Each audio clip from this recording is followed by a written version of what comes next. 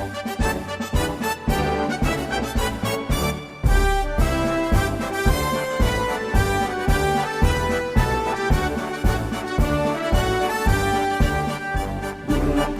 tekad, kuatkan hati, negeri ini memanggilmu kawan. Belajar, bergerak, berbagi.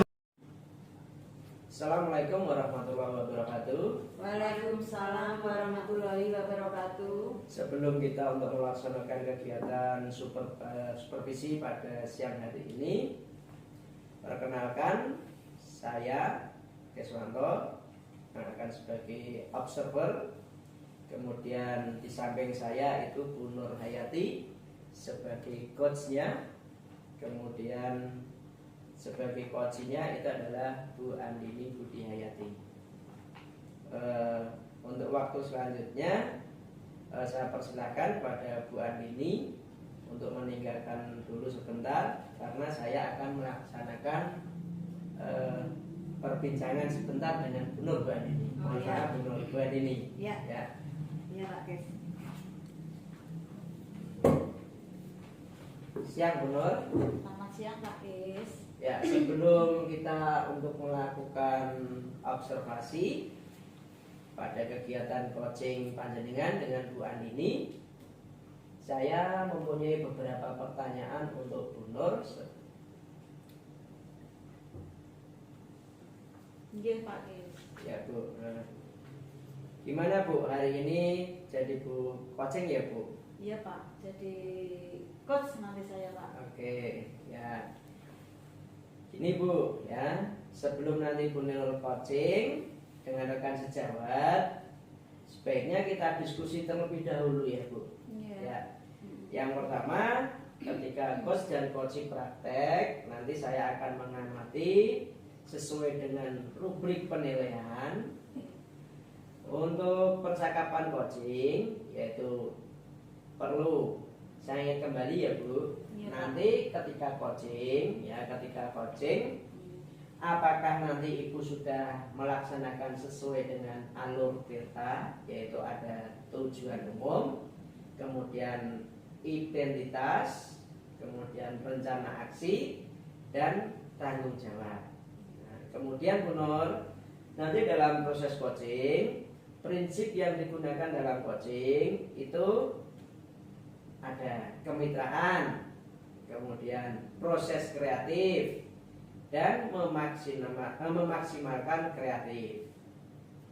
Nah, sebelum coaching Bu Nur, itu ada 3 kompetensi, ya, 3 kompetensi yang harus dimiliki coach. Nah, 3 kompetensi yang harus dimiliki oleh coach itu kira-kira menurut Bu Nur itu apa saja dan mungkin Bu Nur bisa menjelaskan. Baik Pak Iswanto, terima kasih. Menurut saya kompetensi yang harus dimiliki oleh seorang coach ya Pak ya. Iya Bu. Yang pertama, bisa hadir secara utuh bagi coaching atau present ya Pak ya.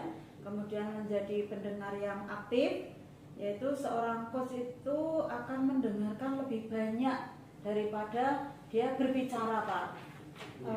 Kemudian mengajukan pertanyaan berbobot Pak. Jadi mengajukan pertanyaan dengan tujuan tertentu atau pertanyaan yang berbobot Pak. Kemudian dia juga pertanyaan berbobot itu diajukan oleh coach, di mana diharapkan pertanyaan tersebut itu bisa menggugah orang untuk berpikir dan dapat menstimulasi pemikiran si coach. Seperti itu Pak, kompetensi yang harus ada dalam coaching Pak. Oke ya Bu Nur.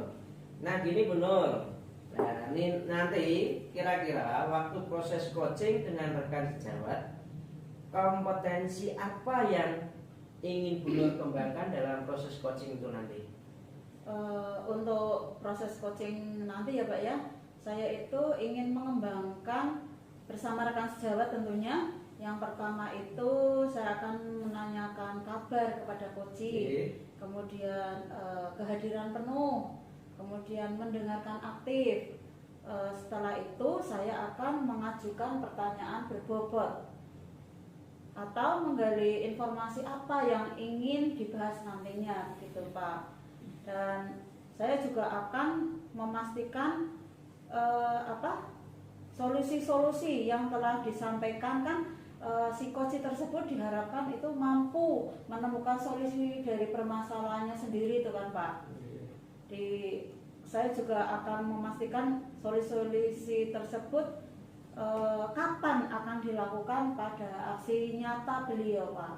Nah Ibu, kemudian lagi Bu Nur, nanti kan saya akan melakukan observasi Bu. Betul. Nah, proses antara Bu Nur sebagai coach dan rekan sejawat itu menjadi coaching. Ya. Ketika coaching nanti, kompetensi apa yang ingin saya amati. Nah, kira-kira menurut Bu Nur itu yang spesifik, ya, yang ingin saya observasi nanti supaya Bu Nur itu lebih berkembang. Nah, pada bagian yang manakah kira-kira Bu secara spesifiknya kompetensinya itu Bu? Begini Pak, nanti saya ingin Bu Andini itu mencermati dan melihat saya pada bagian ini Pak, apa itu? Menggali, maksudnya begini Pak, saya ingin Pak Kis itu melihat saya ketika saya nanti melaksanakan proses coaching itu pada bagian ini Pak, apa itu? Menggali informasi coaching Pak. Ketika saya memberikan pertanyaan berbobot, kemudian bagaimana caranya saya memberikan atau mengajukan pertanyaan kepada rekan saya nantinya Pak. Apakah pertanyaan yang saya ajukan itu berbobot atau tidak Pak? Oh itu ya Bu. Iya. Jadi nanti Bu Nur meminta yang bagian itu untuk diobservasi lebih dari yang lain. Begitu ya Bu Nur? Betul Pak. Nah ini Bu, terus bagaimanakah cara Bu Nur nanti agar menanyakan pertanyaan yang berbobot itu kepada si coach Bu? Cara saya mengajukan pertanyaan berbobot mungkin dengan cara bagaimana membuka potensi dan menemukan ide baru bagi si coaching agar menemukan pemecahan masalah yang dia hadapi Pak. Oh, nah, setelah menyampaikan pertanyaan berbobot Ibu Nur ya, tentunya nanti ada beberapa indikator Bu. Nah, indikator apakah yang ingin Ibu capai dan apa harapan Ibu setelah nanti diobservasi Bu pada saat coaching Bu? Iya, jadi saya itu ingin coaching itu dapat menemukan cara memecahkan masalahnya sendiri Pak. Kemudian menemukan langkah-langkah, kemudian menemukan solusi dari permasalahan yang dihadapi Pak. Kemudian saya juga berharap setelah diobservasi saya itu dapat membantu coaching dalam mengembangkan kompetensinya, seperti itu Pak. Nah, gini ya Bu Nur, ya, tetapi nanti tidak hanya itu saja yang Bu Nur lakukan ya, kompetensi yang lain juga harus tetap ada. Wah, sepertinya ini Bu Nur itu sudah siap untuk melakukan coaching ya Bu? Iya Pak. Ya, dengan rekan sejawat. Silakan Bu Nur untuk melakukan coaching sesuai dengan alur Tirta. Nanti saya akan menjadi observernya Bu. Ya. Oke siap Pak Kiswanto. Semoga nanti dalam proses coaching dengan rekan sejawat ini bisa berjalan dengan lancar Pak. Amin, semoga saja ya Bu. Iya Pak. Semoga silakan Bu Nur dan Bu Andini melaksanakan kegiatan coaching pada siang hari ini. Baik Pak, terima kasih untuk kesempatan yang diberikan Pak Kiswanto. Siap Bu, sama-sama Bu.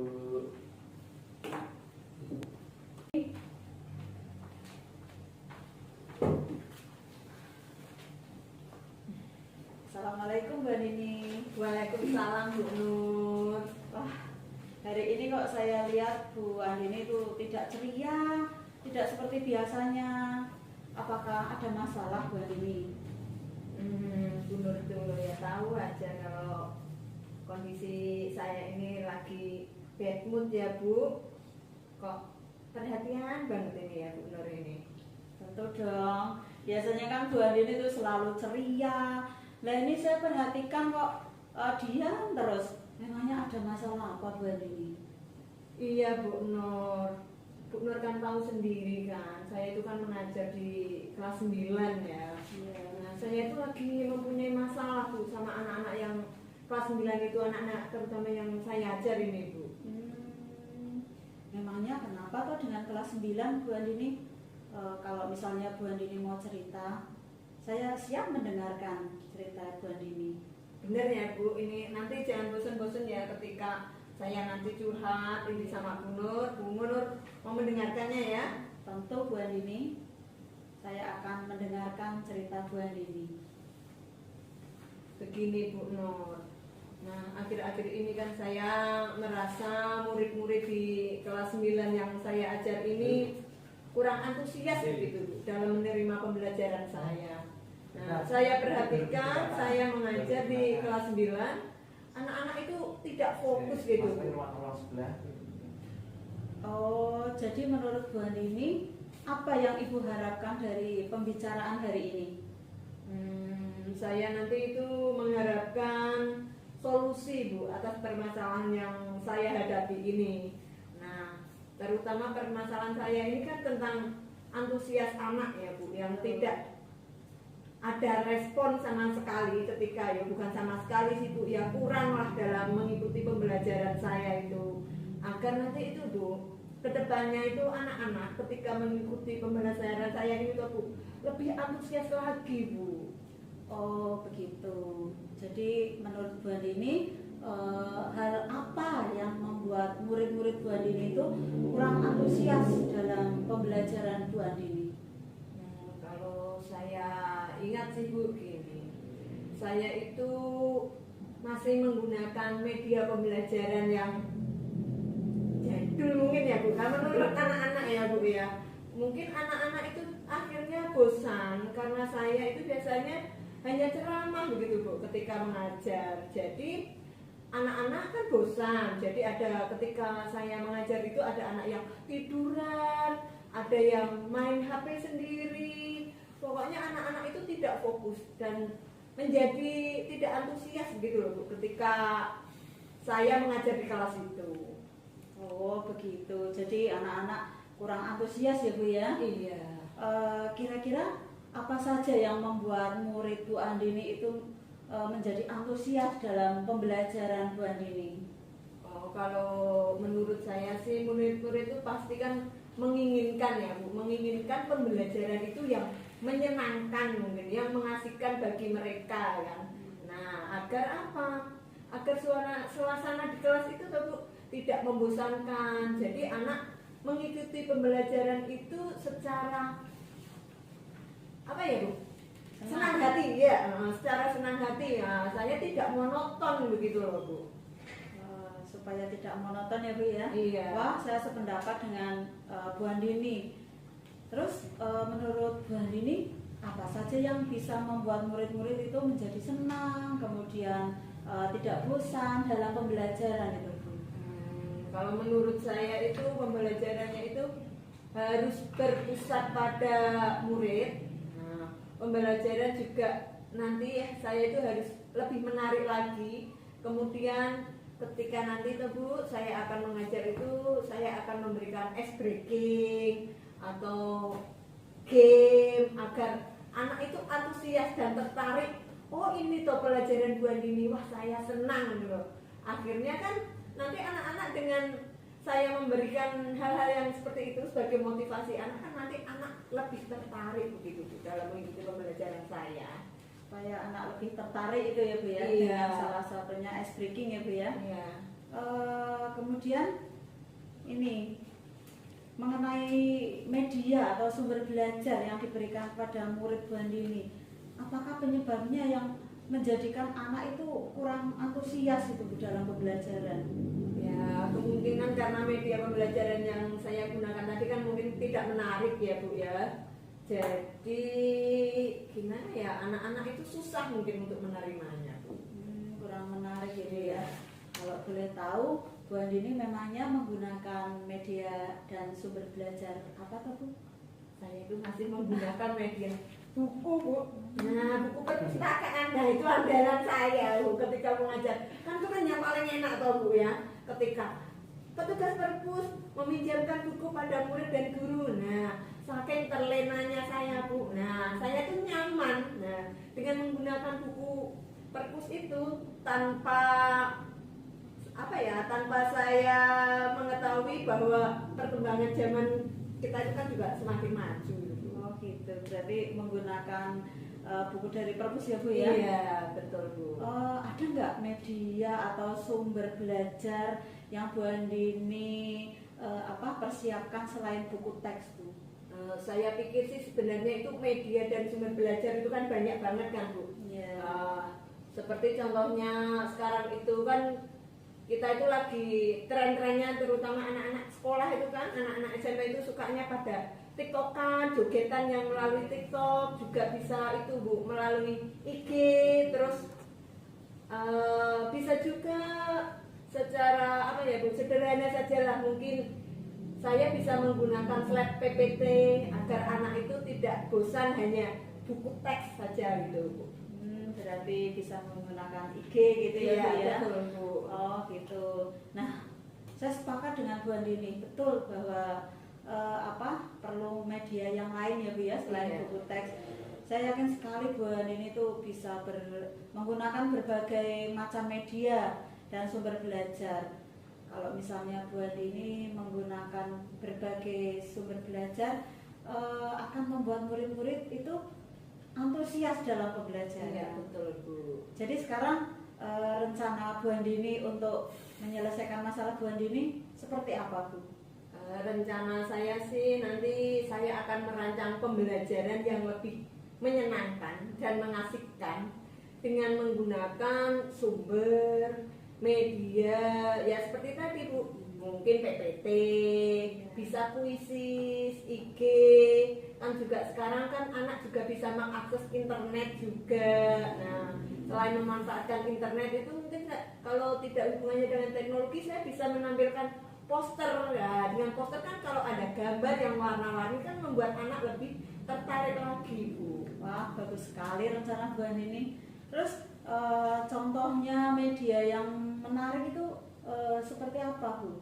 Misalnya gini Bu, saya kan di Mapel Bahasa Indonesia ya Bu, ada materi teks laporan percobaan. Nah, ketika saya mengajarkan teks laporan percobaan itu, saya akan memutarkan video. Nah, video apa? Melaporkan video eksperimen. Kalau anak-anak kan juga senang sekali kan dengan itu eksperimen, dengan begitu anak-anak itu akan penasaran begitu Bu. Nah, dengan penasaran itu, membuat anak-anak kan semakin tertantang. Nah, jadi anak-anak itu kan menjadi antusias begitu Bu ketika mengikuti pembelajaran saya Bu.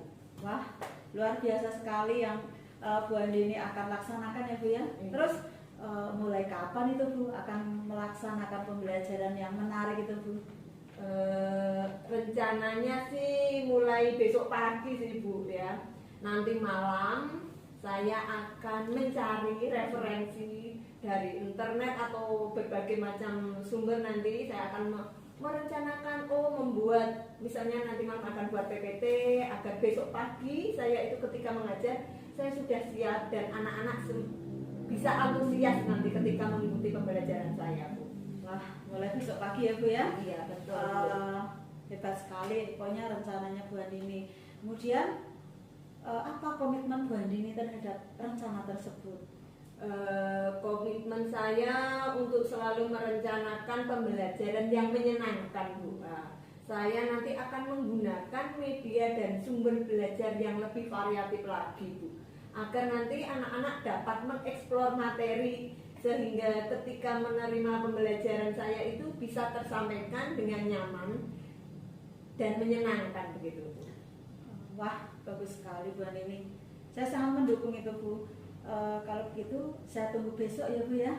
Apakah Bu Andini sudah menggunakan media dan sumber belajar yang menarik? Mudah-mudahan semua berjalan dengan lancar sesuai harapan dan murid-murid dapat menerima pembelajaran Bu Andini dengan menyenangkan. Iya, terima kasih ya Bu Nur sudah mau mendengarkan keluh kesah saya. Jadi nanti jangan bosan-bosan, saya sudah merasa plong begitu Bu, lega banget ini hati saya sudah bisa sharing dengan Bu Nur ini. Terima kasih ya Bu ya. Sama-sama Bu Andini, saya juga senang kalau misalnya saya itu bisa membantu Bu Andini dalam menyelesaikan permasalahan. Bu Andini bisa menemukan sendiri solusi dari permasalahan tersebut. Sekali lagi saya ucapkan terima kasih Bu Nur. Oke, sama-sama Bu Andini. Begitu Pak Kiswanto, untuk proses coaching antara saya dengan Bu Andini sudah selesai. Oke, ya Bu. Menindaklanjuti yang tadi Bu, setelah Ibu melakukan coaching dengan Bu Andini, ini saya akan melakukan kegiatan pasca observasi ya Bu.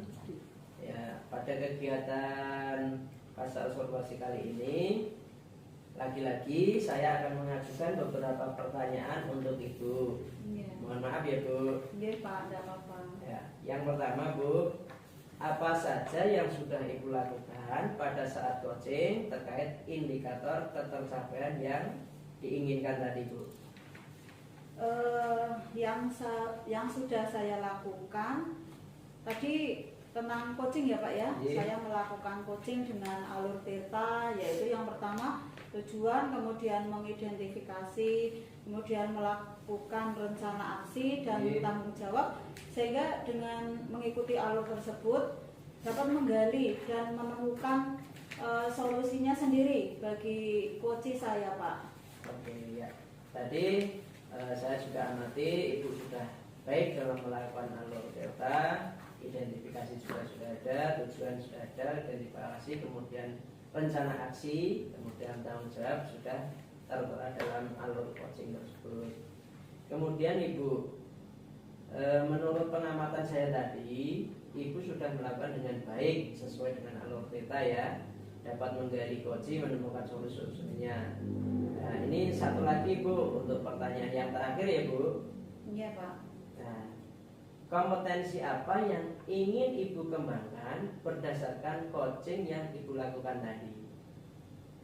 Saya akan lebih memahami proses coaching sehingga saya itu dapat melakukan lebih baik lagi. Intinya saya akan banyak berlatih, mungkin dengan rekan sejawat ataupun dengan peserta didik saya Pak. Seperti itu. Oke Bu, berarti itu sudah sangat luar biasa Ibu melakukan memahami sudah sangat luar biasa ya Bu, kompetensi yang ingin dikembangkan oleh Ibu. Ya, semoga saja apa yang ingin dikembangkan oleh Ibu bagi Ibu sendiri, kemudian bagi rekan, bagi murid itu bisa bermanfaat ya Bu. Iya Pak. Ya, untuk kegiatan observasi pada siang hari ini sudah cukup Bu. Terima kasih. Wassalamualaikum warahmatullahi wabarakatuh. Waalaikumsalam